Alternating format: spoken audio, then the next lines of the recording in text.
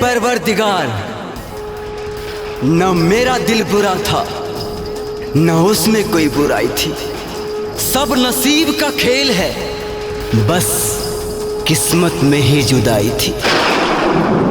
धोखा दे गई मुझे जिसे मैं जानों से ज्यादा चाहा था।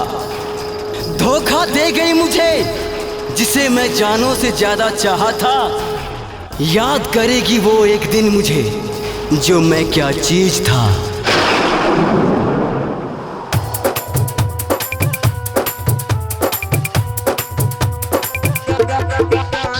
Music by Sudham Raja. अरे दिल टूटला के बाद में पी अपना ही शराब रे। दहलत के चक्कर में जिंदगी के लिए खराब रे। दुनिया में अपना अलगे पहचान बनाएंगे। धोखा दिल हमरा तोरा ब्रांड बन के दिखाएंगे। धोखा दिल तो जानू तोरा ब्रांड बन के दिखाएंगे।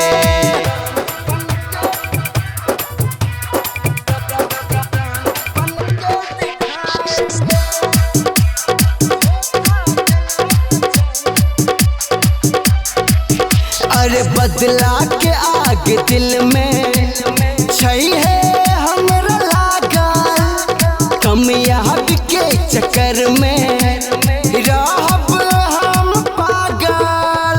क्याल तोहर दगाबाजी कहियो भूल न पाएंगे। धोखा दिल हमरा तोरा ब्रांड बन के दिखाएंगे।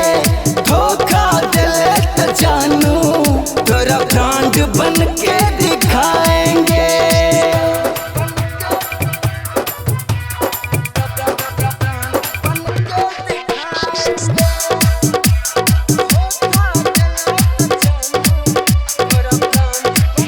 अरे कहो के सब तोरा तू ही रही के सपना। हमरा अखिया के सोझा दोसर के भेल है अपना।